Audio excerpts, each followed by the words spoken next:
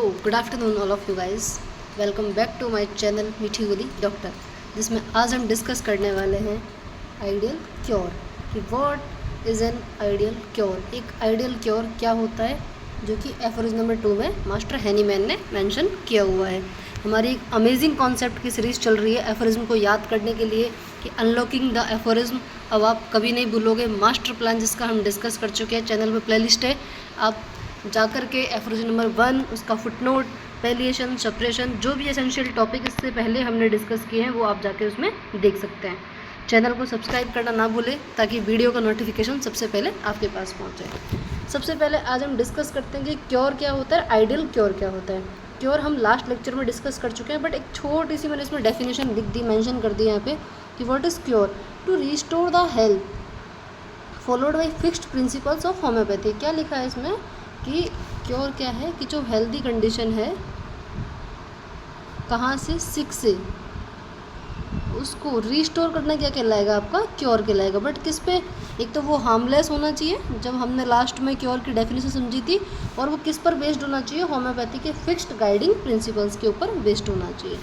ठीक है, बट एक आइडियल क्योर क्या है, क्या लिखा हुआ है, क्या मेंशन किया है मास्टर हैनीमैन ने अपनी ऑर्गेनन के एफोरिज्म नंबर 2 में, वो हम समझ लेते हैं एक बार कि द हाईएस्ट, क्या लिखा है, word highest ideal of cure is rapid, gentle and permanent restoration of health और removal and annihilation of the disease in its whole extent in the shortest, most reliable and most harmless way on easily comprehensible principle. सबसे पहले हमने क्या discuss किया था कि हम सारे एफोरिज्म को कैसे याद करेंगे। सबसे पहले हम क्या करते हैं, उन्हें पार्ट्स में ब्रेक कर लेते हैं कि ताकि हमें क्या हो सकता है, एक एक लाइन, एक एक जो वर्ड लिखा हुआ है इस फ्रेज के अंदर, उसका हम सारा मीनिंग समझ सके। तो सबसे पहले हमने यही किया है कि हमने सबसे पहले क्या किया, इसको ब्रेक कर लिया है पार्ट्स के अंदर। समझते हैं, सबसे पहले क्या समझेंगे कि आइडियल क्योर, ये तो हमारा टॉपिक है ही कंप्लीट, जिसको हम लास्ट में क्या करेंगे, समराइज। ठीक है, बट उससे पहले हम क्या डिस्कस करेंगे, रैपिड क्या होता है, जेंटल क्या है, परमानेंट रिस्टोरेशन कैसे है हेल्थ का, removal, shortest, reliable and harmless, last क्या है, last but not the least, ये आपको समझना होगा, on easily comprehensible principles. So let's start our today's journey to learn an amazing concept of Organon.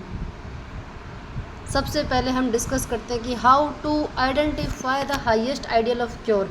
आपने हर जगह पढ़ा है सबसे पहले, ठीक है, पढ़ते हैं हम, क्योर पढ़ लिया, इन वर्ड्स का मतलब समझ लिया, बट कैसे आइडेंटिफाई करोगे कि वो जो क्योर आप कर रहे हो, एक फिजिशियन जो क्योर कर रहा है वो हाईएस्ट है या नहीं। According to master Hahnemann, the physician has to keep in mind that cure is not an accidental. Cure क्या नहीं है, एक्सीडेंटल नहीं हो सकता, but by perfectly following the law of similia we can achieve cure in a rapid, gentle and permanent manner. हमने last lecture में discuss किया था, मास्टर केंट ने क्या कहा था कि क्योर क्या है, आर्ट का रिजल्ट है। रिजल्ट किसका है, result of an art. It couldn't be brought by nature, कि नेचर के द्वारा क्योर नहीं हो सकता। It's could not be accidental, accidental भी नहीं हो सकता। क्योर क्या होता है आपका, क्योर जो बेस्ड होता है परमानेंट प्रिंसिपल्स पर बेस्ड होता है, परमानेंट मैनर में होता है, एक तरीके से होता है, by perfectly following the law of similia, जो हमारा बेसिक लॉ है होम्योपैथी का, सिमिलिया सिमिलम्बस क्यूरेंटर, उसको फॉलो करते हुए जो क्योर होता है वही क्या होता है, हाईएस्ट आइडियल क्योर होता है। ठीक है, in the writings of Hahnemann we observe that when cure takes place the symptoms disappears in the reverse order of their appearance। क्या बोला गया है कि क्योर कब समझेंगे हम, कि जैसे कि सबसे पहले हमें हुआ कोई भी स्किन का इन्फेक्शन, ठीक है, उसमें आपको सबसे पहले क्या हुए थे, रेड रैशेज हुए आपकी बॉडी पर, बट जैसे जैसे वो रैशेज बढ़ने लगे उसमें आपको ईचिंग बढ़ने लगी, और उसके बाद में क्या होने लगी, बर्निंग भी होने लगी, वो टेंडर टू टच भी हो गया आपको। ठीक है, आइडेंटिफाई क्या करते हैं, सबसे पहले कौन सा सिम्टम आया था, रैशेस, देन क्या हुई थी, ईचिंग, नेक्स्ट क्या हो गया था उसमें, बर्निंग, और उसके बाद क्या हो गया था, वो टेंडर टू टच, कि भाई अब वो इतना हो गया था कि वो उसको टच भी नहीं करने दे रहा था। तो सबसे पहले जो सिम्टम क्या बोला है, in the writings of Hahnemann we observe that when cure takes place, कि क्योर कब माना जाएगा, the symptoms disappears in the reverse order of their appearance. सबसे पहले कौन सा सिम्टम आया था, रैशेस, तो वो क्या होगा, सबसे लास्ट में जाएगा। और सबसे लास्ट में कौन सा सिम्टम आया था आपका, टेंडर टू टच, तो वो सबसे पहले डिसअपियर हो जाएगा। मतलब जो सिम्टम सबसे पहले आया वो सिम्टम सबसे लास्ट में जाएगा। इसको हम क्या बोल सकते हैं, reverse order of their appearance. समझ में आया, क्योर कब माना जाएगा, when cure takes place the symptoms disappears in the reverse order of their appearance. आप इसको बिल्कुल याद कर लीजिए कि जो सिम्टम सबसे पहले आया था वो सिम्टम सबसे लास्ट में ख़त्म होगा। ठीक है, नेक्स्ट हम इसमें समझते हैं कि रैपिड। चलो ठीक है, हम ये तो समझ गए कि आइडियल क्योर क्या होता है, कि जो एक परफेक्टली फॉलो करते हुए किया जा रहा है, किसको, लॉ ऑफ सिमिलिया को, जिसमें रैपिड होना चाहिए, जेंटल होना चाहिए, परमानेंट। मतलब ये बार बार जो वर्ड आ रहा है रैपिड, इसका मीनिंग क्या है, कि मतलब जल्दी से क्योर हो जाए, ख़त्म कर दो, कुछ भी दे दो, बस इंसान को आराम मिलना चाहिए। वो तो हमने पैलिएशन में भी पढ़ा था कि speediest temporary relief of most annoying symptoms, तो क्या वो भी क्योर है, क्या उसमें भी रैपिडिटी तो है। तो इसको हम समझते हैं rapid, it is a relative term. ये रिलेटिव टर्म है, इसका मतलब ये नहीं कि हमें हर कंडीशन में ही रैपिड तरीके से मतलब जल्दी से क्योर करना है, नहीं। Acute diseases which are self limiting having a definite course must be cured before they run their course, but chronic diseases will require more time as they are deep seated and exist from quite a long time. क्या समझना है कि क्या बोला गया है कि rapid होना चाहिए। ठीक है, कि समझ गए कि कोई भी पेशेंट आपके पास में आया है, अब वो ये तो नहीं कहेगा कि चलो डॉक्टर साहब कोई दिक्कत नहीं है, मैं तो बहुत फ्री हूँ और आप भी फ्री हो, आराम से 6 महीने तक आप मुझे ठीक कर सकते हो, नहीं, ऐसा कभी नहीं होता। बट रैपिड का मतलब ये भी नहीं है कि आप उसको पैलिएट कर दें। ठीक है, क्योंकि हम यहाँ क्या पढ़ रहे हैं, आइडियल क्योर। क्योर तो वैसे ही अपने आप में एक बड़ा मिशन है, बट यहाँ पे हमने क्या लगा दिया उसके आगे, आइडियल क्योर। ठीक है, तो सबसे पहले क्या है कि rapid is a relative term. अगर आपको एक्यूट कंडीशन की कोई डिजीज़ है, सडन कोई ऑनसेट हुआ है, तो हाँ ठीक है, वो जल्दी ठीक हो जाएगा। बट अगर कोई पेशेंट क्रॉनिक, किसी ग्रेजुअल किसी डिजीज़ से, किसी बीमारी से अगर वो ग्रसित है, तो उसका जो होगा वो स्लो प्रोसेस होगा, क्योंकि वो डीप सीटेड है, उसका मियाज्म, उसमें उसका फंडामेंटल जो कॉज है वो क्या है, उसका मियाज्म उसके अंदर आ चुका है। बट एक्यूट कंडीशन क्या हो सकता है कि कोई एक्साइटिंग फैक्टर आया हो, लाइक जैसे कि कोई एलर्जी है, या जब भी हम देखते हैं कि गेहूं वगैरह जब कटते हैं तो पोलन ग्रेन्स काफ़ी ज़्यादा होते हैं, उस टाइम पे स्नीजिंग हो सकता है, हे फीवर वगैरह आ सकता है अगस्त के टाइम पे। तो ये क्या है, एक्यूट कंडीशन। तो एक्यूट कंडीशन में क्या होगा कि वो सेल्फ लिमिटिंग है, उसका एक सेल्फ लिमिट है कि या तो वो जल्दी से ख़त्म हो जाएगा, क्योर हो जाएगा, या फिर वो उसका अपना टाइम जो है वो ख़त्म करके फेटल कंडीशन उसमें आ जाएगी। वहाँ ज़्यादा टाइम नहीं लगता है एक्यूट कंडीशन में, तो इसलिए जब तक वो अपना कोर्स पूरा करेगी उस टाइम में हम उसे क्योर कर देते हैं, तो इसलिए वो रैपिड हो सकता है। बट क्रॉनिक में क्या होगा, वो डीप सीटेड है, ऑलरेडी बॉडी में बहुत जगह उसकी जड़ जम चुकी है, जिसको हम बोलते हैं ना कि होम्योपैथी रूट से ट्रीटमेंट करती है। बट उसके लिए हमें क्या चाहिए होगा, from quite a long time, उसको हटाने के लिए हमें एक लंबा टाइम चाहिए होगा। बट एक्यूट केस में अगर आप अच्छे से केस टेकिंग करते हैं, PQR सिम्टम फाइंड करते हैं और उस रेमेडी का कैरेक्टरिस्टिक सिम्टम्स वगैरह फाइंड करते हैं, तो आप जल्दी इसमें क्योर कर सकते हैं। The cure must takes place as early as possible. अब वो तो है कि जल्दी से जल्दी होना चाहिए, because no patient wants to suffer for a long period of time. कि कोई भी पेशेंट नहीं चाहता कि ठीक है आपको रेमेडी कोई दिक्कत नहीं है, आराम आराम से ढूंढ के 10-15 दिन में मुझे दे दीजिएगा। बट आपको समझना होगा कि रैपिडिटी क्या है, रिलेटिव टर्म। आप ये नहीं कह सकते कि 10 साल पुराना केस है कि आप 10 दिन में चुटकी बजा के उसको ठीक कर सकते हो, नहीं, ऐसा भी नहीं होता है। हाँ, बट एक्यूट कंडीशन में आप उसको रैपिडली ठीक कर सकते हो। मास्टर हैनीमैन ने 1828 के अंदर the theory of chronic diseases की एक बुक लिखी थी, उसमें उन्होंने कुछ कमेंट किया है कि in his chronic diseases Hahnemann comments the सीटोट्यूटोइड जुकुंडे, ये जर्मन लैंग्वेज में लिखा हुआ है, quickly, safely and pleasantly of cells, कि जो क्योर होना चाहिए वो कैसा होना चाहिए, क्विकली, जल्दी होना चाहिए, सेफली होना चाहिए और प्लीजेंटली होना चाहिए।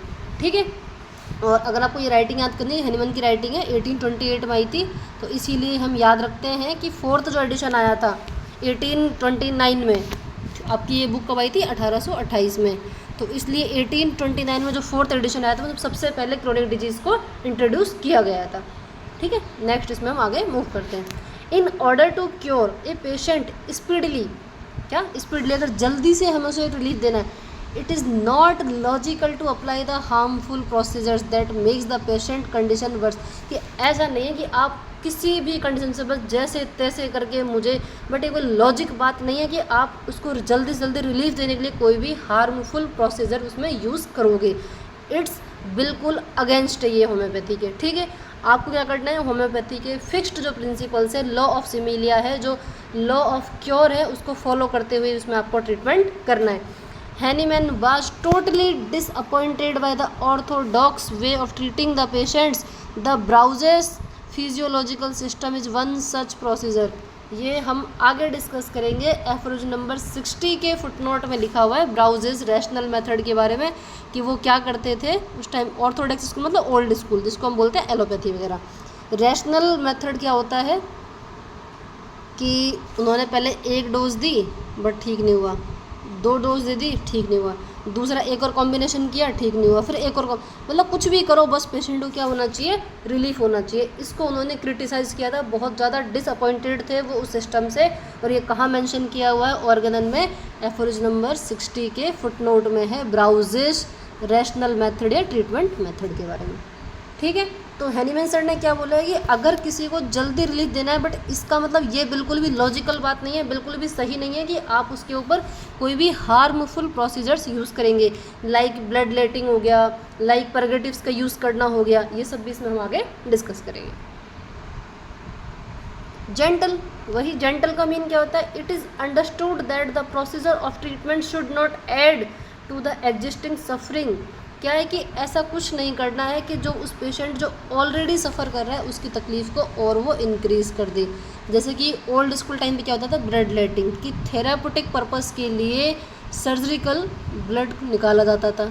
परगेटिव्स का यूज़ करना हाई क्वांटिटी में, जो एक लैक्सेटिव की तरह यूज़ आता था, जो हाईली टॉक्सिक होता था बॉडी पर। तो हमें ऐसा कुछ नहीं करना है जो उस पर्सन की एग्जिस्टिंग सफरिंग को क्या कर दे, बढ़ा दे।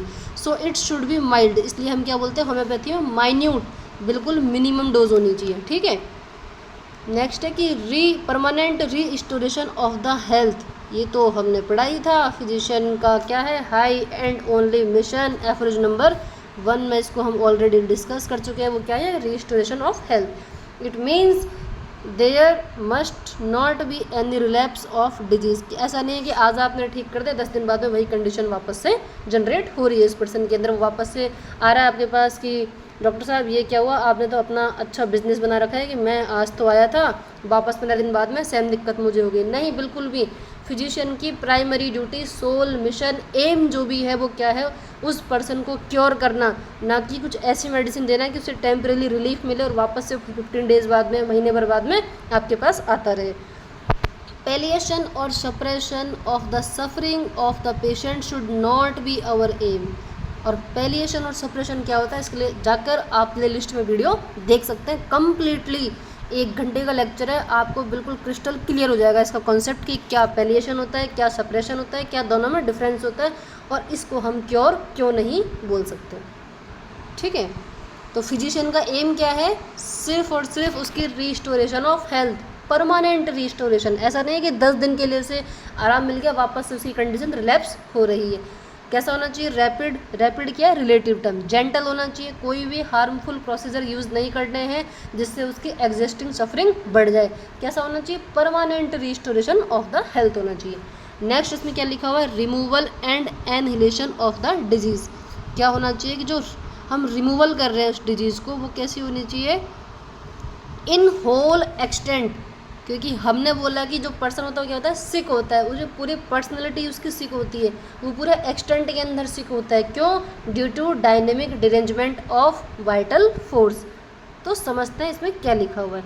We read the removal and annihilation of the disease in its whole extent. क्या होनी चाहिए, whole extent. It is a holistic concept. Holistic मतलब फिजिकल, इमोशनल, मेंटल, हम तीनों में डील करते हैं, physical wellbeing, mental wellbeing and emotional wellbeing के अंदर। The treatment should not only removal the local symptoms and the most troublesome problems of the patient, but also bring back the easiness of the patient which he enjoyed in his previous healthy days. After the treatment both the internal man as well as the external man must be fit and fine.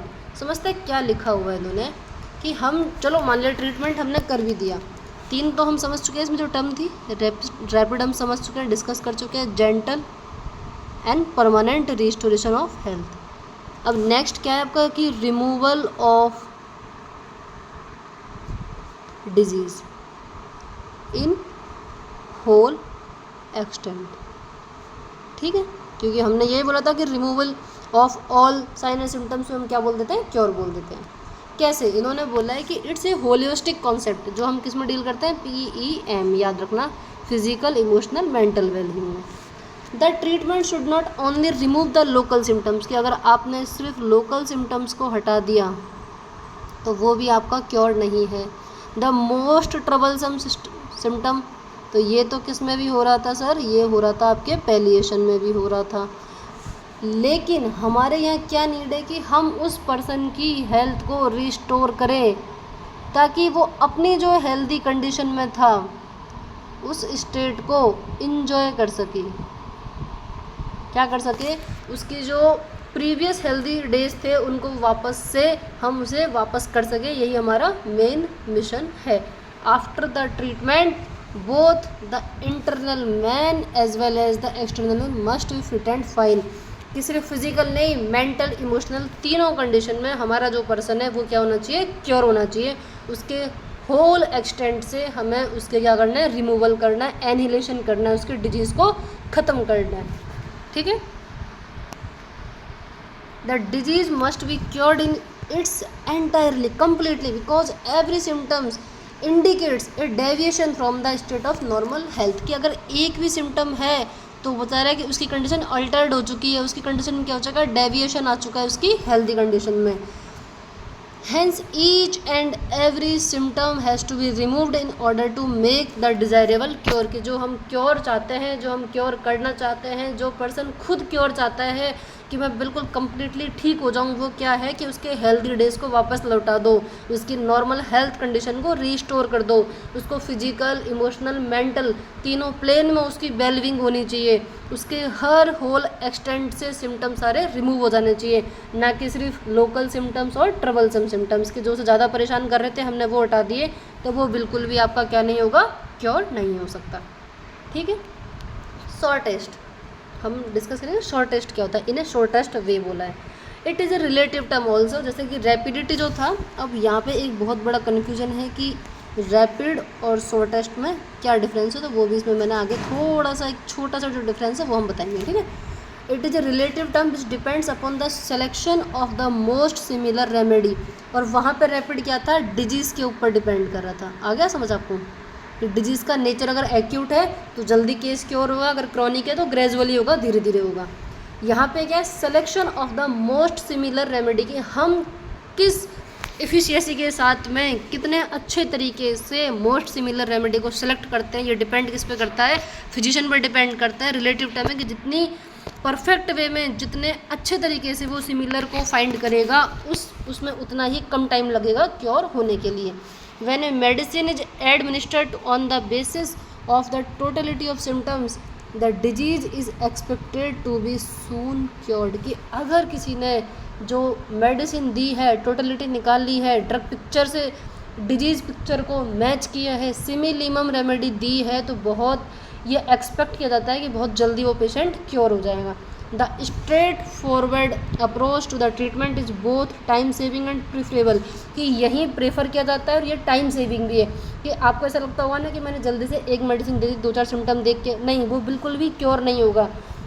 अगर आप deep case taking करते हैं, अच्छे से case taking करते हैं, उसका totality of symptom निकालते हैं, एनालिसिस करते हैं, केस का इवेल्यूएशन करते हैं, हो सकता है कि थोड़ा सा ये टाइम टेकिंग प्रोसेस हो, बट इसमें जो आप देखेंगे कि क्योर जो होता है वो बहुत जल्दी क्योर मिलता है, बिल्कुल परफेक्ट क्योर मिलता है। रिलायबल, नेक्स्ट वर्ड क्या है, रिलायबल होना चाहिए। When the disease symptoms go away following Hering's law, we may be sure that the disease will be finally cured, कि कैसे होना चाहिए रिलायबल, हमें कैसे पता चलेगा कि हम जो क्योर कर रहे हैं वो सही है गलत है, किस वे में होना चाहिए, क्या उसका प्रिंसिपल है, कहीं मेंशन किया है क्या ऑर्गेनन ने कि चलो ठीक है हमने सिमिलियम तो दे दी, बट जो हमने क्योर किया उसका हम कैसे ट्रैक कर सकते हैं उसको, तो हाँ बिल्कुल इसके लिए मेंशन किया गया है। होम्योपैथिक लॉ ऑफ क्योर सिमिलिया सिमिलवस क्यूरेंटर is based on the nature's law, hence homeopathic law is safer and unchangeable like the allopathic theories. पहले फर्स्ट समझते हैं, फर्स्ट क्या लिखा हुआ है इन्होंने, when the disease symptoms go away following Hering's law of cure। Hering's law of cure क्या होता है, इसमें हेरिंग जो सी हेरिंग थे उन्होंने 3 इसमें बेसिक बताएं। सबसे पहले कि जो क्योर कैसे होगा, from above to downwards, for more vital organ to less vital organ, ठीक है, from within to outwards, तो इसका तो एक ही मीनिंग है, आप समझ गए होंगे। और नेक्स्ट क्या है, reverse order of symptoms appearance. क्या हुआ इसका मीनिंग समझते हैं। क्या बोला है कि अगर कोई पर्सन है, जो ये एक पर्सन है, ये उसका ट्रंक है और ये उसकी एक्सट्रीमिटीज़ है, ठीक है, तो सबसे पहले जो क्योर स्टार्ट होगा ना वो ट्रंक से स्टार्ट होगा।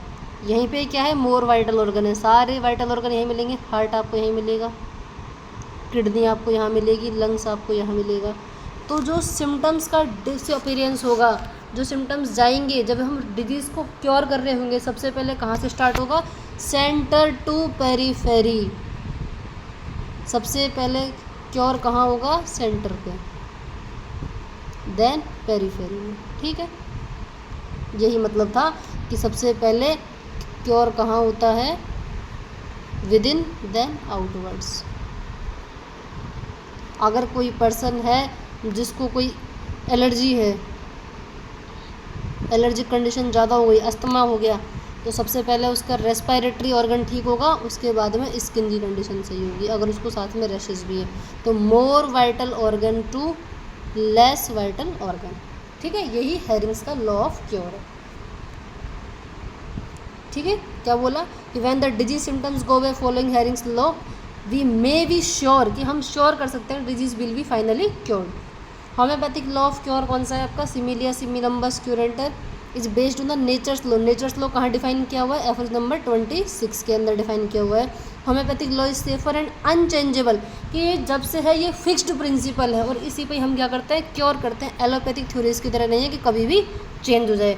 वैसे भी आपको पता है कि एलोपैथी में कोई भी फिक्स्ड प्रिंसिपल नहीं है, इस थ्योरी का कोई भी प्रिंसिपल नहीं है कि, और सबसे बड़ी बात कि जो मेडिसिन देते हैं उसका डिजीज से दूर दूर तक कोई लेना देना नहीं होता कि वो सिमिलर सिम्टम प्रोड्यूस करती है हेल्दी पर्सन में, या अपोजिट सिम्टम प्रोड्यूस करती है, ज़्यादा करती है, कम करती है, ऐसा कुछ नहीं होता। It's a rational and practical method, बोलते हैं कि हिट एंड ट्रायल, तो वही सिस्टम जिसको ब्राउजेज रैशनल मेथड ही बोला गया था एफएस नंबर 60 के फुटनोट में, ठीक है।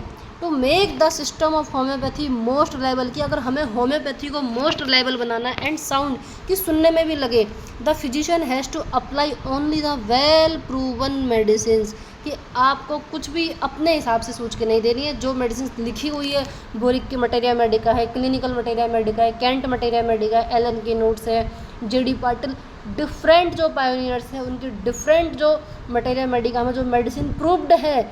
हैनीमैन सर ने अपने लाइफ टाइम में 99 ड्रग्स को प्रूव किया था, आपको ये पता होना चाहिए, बहुत इंपॉर्टेंट क्वेश्चन है, ठीक है। तो जितनी भी प्रूव्ड मेडिसिन है, जैसे कि आपको पता है इंडिया में कितनी है प्रूव्ड मेडिसिन, सब कमेंट करके बताएंगे। बोरिक में टोटल मेडिसिन कितनी है, 1414 है, ठीक है, उसमें से इंडियन ड्रग्स कितनी है, 50। तो आपको इसकी नॉलेज होनी चाहिए कि हम कौन सी रेमेडी उसमें यूज़ करेंगे जो कैसी है, वेल प्रूवन है। किस पर वेल प्रूवन है, कुत्ते बिल्ली चूहे पे नहीं, सिर्फ और सिर्फ हेल्दी पर्सनस पे, healthy humans of both the sexes end of all age group.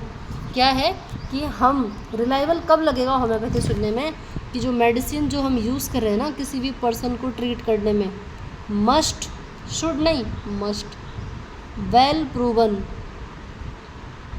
On healthy human being.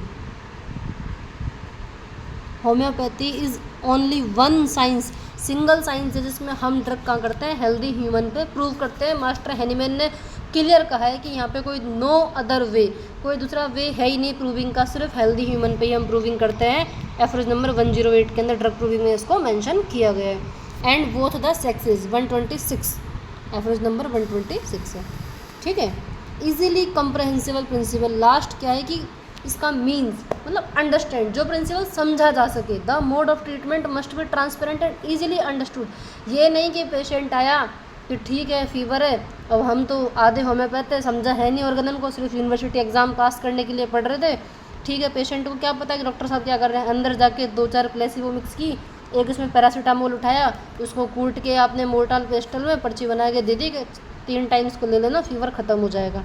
तो आपको बिल्कुल भी ये नहीं करना है। क्या करना है, the mode of treatment must be transparent and easily understood, कि आपको जो प्रिंसिपल्स जो बना दिए गए हैं उन्हीं प्रिंसिपल्स को फॉलो करते हुए क्या करना है, आपको क्योर करना है। In short, by employing the similar artificial medicinal forces to remove the natural disease forces. जो कि हम बोलते हैं कि क्या, कि जब हम मेडिसिन देते हैं तो वो किस पे रिएक्ट करती है, वाइटल फोर्स पे जाकर एक्ट करती है, और वो क्या करती है, आर्टिफिशियल डिजीज़ बनाती है। क्या करती है, आर्टिफिशियल डिजीज़ बनाती है जो नेचुरल डिजीज़ के सिमिलर होती है और उससे स्ट्रॉन्गर होती है। अब सिमिलर है और स्ट्रॉन्गर है तो क्या करेगी, नेचुरल डिजीज़ को तो हटा देती है, और जब वाइटल फोर्स एक्टिवेट होता है तो वो इसको भी रिमूव कर देता है बॉडी से, ठीक है। This easily understandable homeopathic law can fulfil the dream of highest ideal cure. कि सबसे इजीली समझने वाला क्या समझना है कि हमें सिमिलर मेडिसिन देनी है, सिमिलर मेडिसिन से आर्टिफिशियल जो डिजीज़ होगी सिमिलर और स्ट्रॉन्गर होगी, वो नेचुरल डिजीज़ को हटा देगी। यही होम्योपैथी का लॉ ऑफ क्योर है, सिमिलिया सिमिलम्बस क्यूरेंटर, ठीक है।